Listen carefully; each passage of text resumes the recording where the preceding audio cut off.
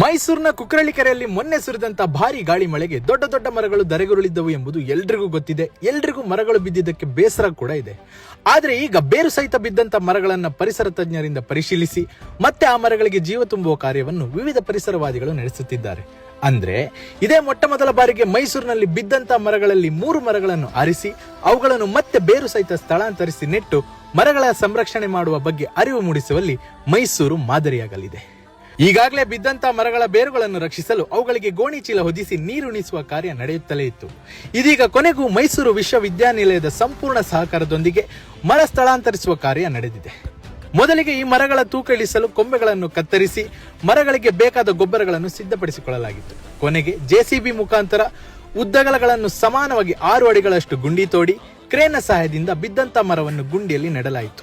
ನೆಡುವುದಕ್ಕೂ ಮುನ್ನ ಬೇವಿನ ಸೊಪ್ಪು, ಗೊಬ್ಬರ ಹಾಗೂ ಮಣ್ಣಿನ ಮಿಶ್ರಣವನ್ನು ಸೇರಿಸಿ ಮರವನ್ನು ನೆಡಲಾಯಿತು. ಕಡಿದ ಕೊಂಬೆಗಳ ಜಾಗ ಕೊಳೆಯದೇ ಇರಲಿ ಎಂದು ಹಾಗೂ ಬೆಳೆಯಲು ಪೂರಕವಾದ ಪೋಷಕಾಂಶಗಳು ಸಿಗುವುದಕ್ಕಾಗಿ ಕಡಿದ ಜಾಗಕ್ಕೆ ಸುಣ್ಣ, ಸಗಣಿ ಹಾಗೂ ಕೆಮ್ಮಣ್ಣಿನ ಮಿಶ್ರಣವನ್ನು ಹಾಕಿದ್ದಾರೆ. ಇದರಿಂದ ಕಡಿದ ಜಾಗ ಕೊಳೆಯದೆ ಮತ್ತೆ ಚಿಗುರೊಡೆಯುತ್ತದೆ.